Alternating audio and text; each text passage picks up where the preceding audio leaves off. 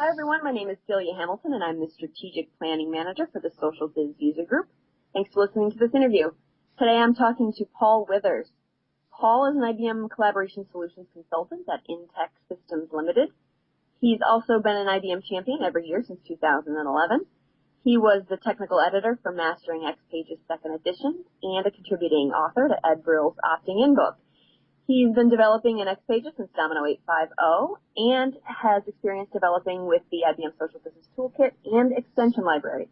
Paul's also on the board as a board member of OpenNTF. Hi, Paul. Thanks for doing this interview. Hi, Celia. Thanks. You've really been with XPages since the beginning. So how have you seen it evolve since it was announced in the 8.5 release? Well, I came into it about probably 5 months after it had been launched at Lotusphere, and at the time there were very few training materials out there. I'd been on a training course that IBM had delivered, but apart from that, there was only really Declan Lynch's 52-part series, which I think everyone who started off with XPages in those early days used and learnt a great deal from. So it's one of the big areas that it's evolved in is the documentation. So that's very much, it started off with Mastering XPages, and then the XPages Portable Command Guide, and then the XPages Extension Library book, which I was fortunate enough to be involved in. So that's a big area. Another area is just a lot of tidying up around the edges that happened in the early releases. So some things which weren't best practice but happened to work were then kind of tied down a bit more. But I think also as XPages has developed, more and more people have gotten a deeper and deeper understanding of what's actually happening under the hood. And how to actually optimize the performance. The other significant enhancement and evolution of it was with extension libraries. Mm-hmm.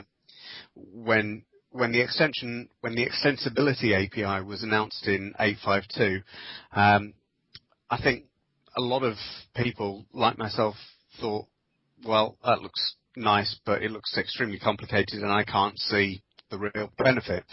And then we got the extension library, and as you start to dig into that and see how things are done, it becomes apparent that almost everything in XPages can be extended in one way or the other, not just with with computing properties, but building your own extension libraries, and as we've done with the OpenNTF Domino API, built a whole API on top of the Domino Java API.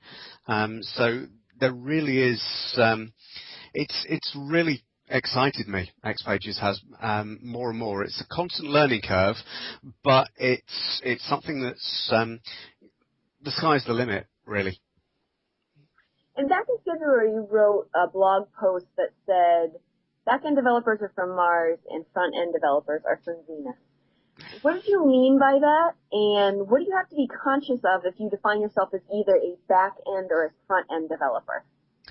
I think it was really an awareness that I come to over a period of time that when traditional notes client development, everything was all in one bucket.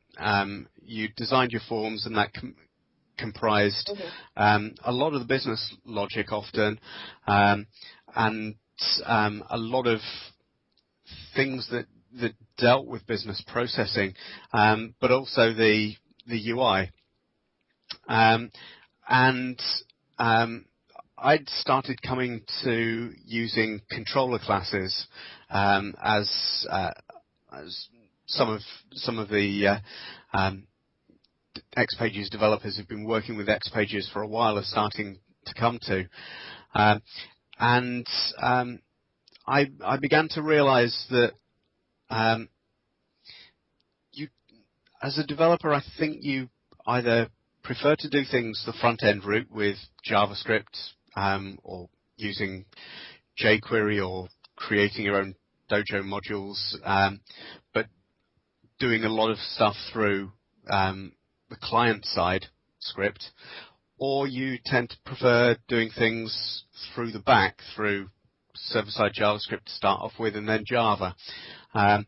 And so you might build components either as jQuery components or Dojo components, or as Java native components, as XPages extension libraries. And I think I'd seen myself kind of falling very much into the back end area, the kind of construction side, rather than the kind of dealing with the front end browser side of it. Mainly for me, it was I preferred the rigidity of Java compared to JavaScript, which I make a lot of mistakes in. That's the real reason, and CSS, and fighting with different styling for different browsers, and I preferred just dealing with the server side. And I think more and more, a lot of XPages developers are going one way or the other in terms of their preference, and it is a preference for how you do that.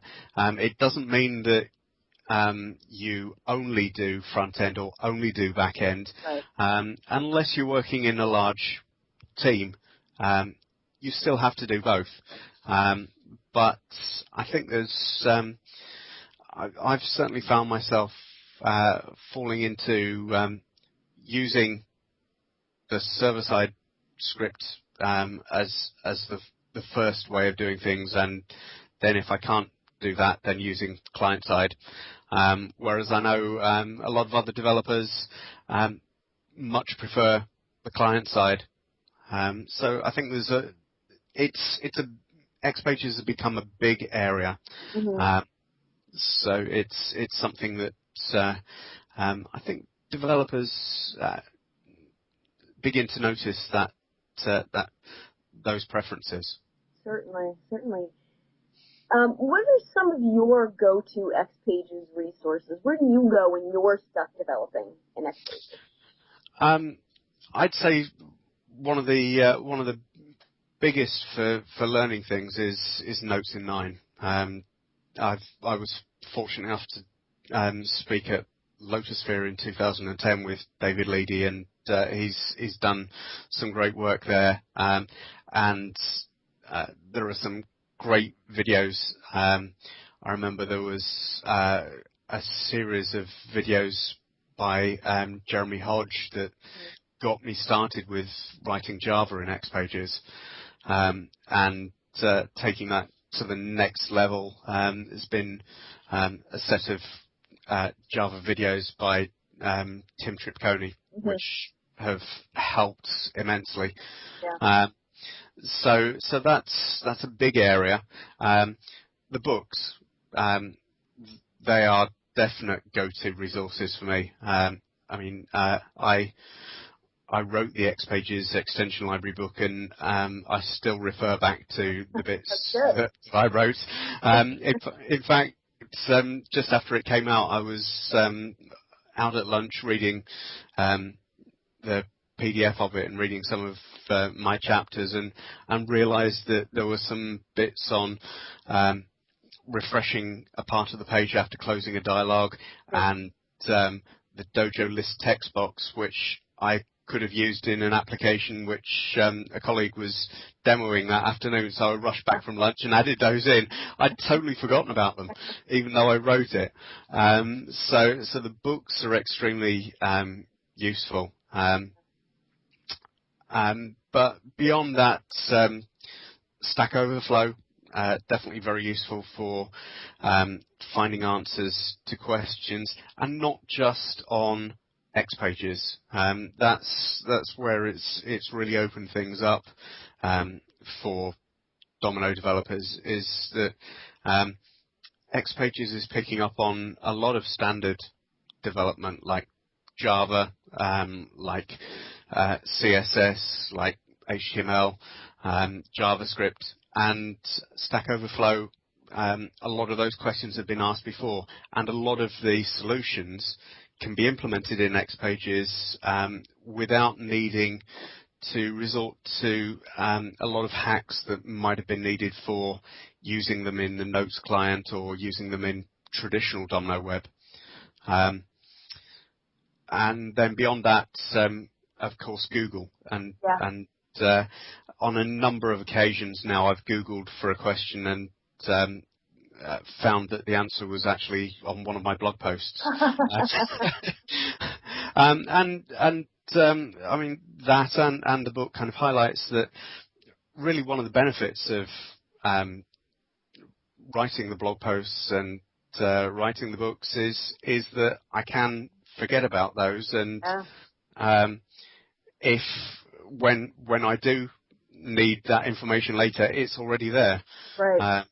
And it's easy to find. Yeah, excellent. Well, those are all great resources. Paul, this has been great. Thanks for taking your time and answering these questions for me today. Thank you. And for our listeners, don't forget to check out socialbizug.org. Our members get a 40% off discount when they purchase the second edition of Mastering XPages that we were talking about earlier. If you're listening to this video on Social Biz, there's a link to the discount below the video player. If you're listening on YouTube, check out the video description for the link. And don't forget to follow us on Twitter at SocialBizUserGroup. Thanks.